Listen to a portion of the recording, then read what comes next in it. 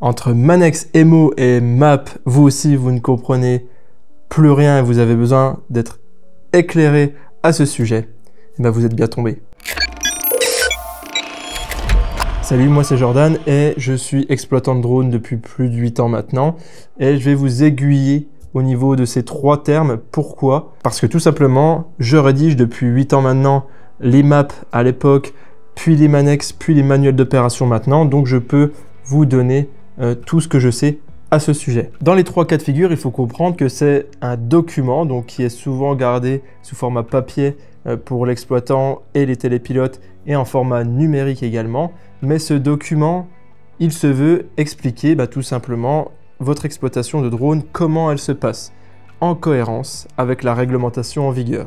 Ce document est obligatoire pour les exploitations de drones, ceux qui veulent opérer dans le cadre des scénarios S1, S2, S3, et ça jusqu'au 31 décembre 2025, et ceux qui veulent opérer dans le cadre des scénarios STS01 et STS02, qui sont les nouveaux scénarios européens, jusqu'à ad vitam aeternam. Que veulent dire ces 3 petits acronymes? Donc c'est très simple. On va commencer par celui qu'il faut éliminer d'office de votre vocabulaire, c'est le MAP, Manuel d'activité particulière.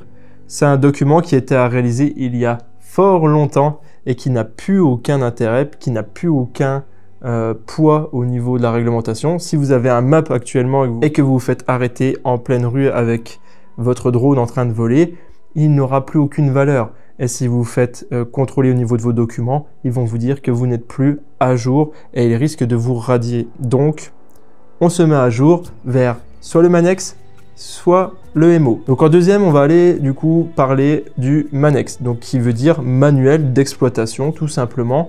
Et c'était un terme très franco-français. Pourquoi? Parce que tout simplement, ça prenait en considération la réglementation nationale, donc la réglementation française. Et donc ce Manex, comme on l'a dit au début, c'est vraiment un document qui permettait de dire « Ok, mon exploitation de drone, ça se passe comme ça et je respecte la réglementation française en vigueur ». Le Manex est encore valable jusqu'au 31 décembre 2025 si vous exploitez bien évidemment en S1, S2, S3, qui sont les scénarios standards nationaux, donc qui vous permettent de voler hors agglomération, en agglomération, proche de rassemblement de personnes ou non, à plus de 100 mètres ou 120 mètres du télépilote, etc. etc. C'est vraiment le document qu'on maîtrise le plus et qui est encore d'actualité. Passons maintenant au MO, qui est le manuel d'opération. C'est le terme qui est très compréhensible du coup en anglais comme en français. C'est pour ça qu'on va plus appeler le document le Manex quand on va aller voler dans d'autres pays européens. Ça va être très compliqué, ils vont pas connaître c'est quoi un Manex. Ce sera plutôt le MO ou le OM en anglais qui va faire foi.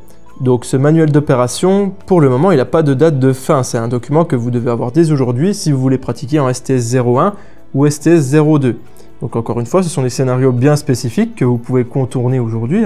Mais si vous voulez faire des missions un peu spécifiques avec des drones de plus de 4 kg, voler en agglomération, voler proche de centrales nucléaires ou ce genre de choses, vous devez avoir ce document. Bref, ce document, j'ai fait beaucoup de vidéos à ce sujet, mais pour faire court, c'est exactement la même chose que le Manex, sauf que c'est beaucoup plus complet et ça doit être conforme à la nouvelle réglementation européenne.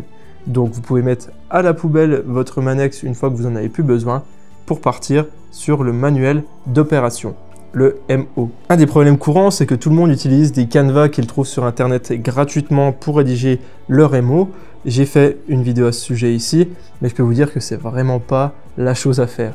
Chez Immersive Ambition, on a toujours la même solution qui est dans la description de cette vidéo. On propose un formulaire qui vous met 5 minutes à remplir et vous obtenez sous 5 jours ouvrés votre manuel d'opération, soit en français, soit en anglais, soit les deux. Et comme ça, vous êtes tranquille pendant un bon moment.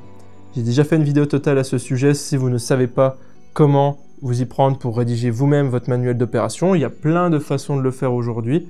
La plus probante et la plus intéressante reste de faire appel à un professionnel du domaine.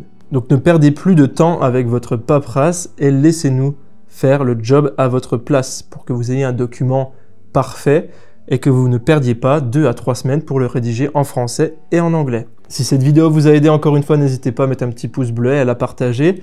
On se retrouve très bientôt pour de nouvelles vidéos sur la réglementation du drone.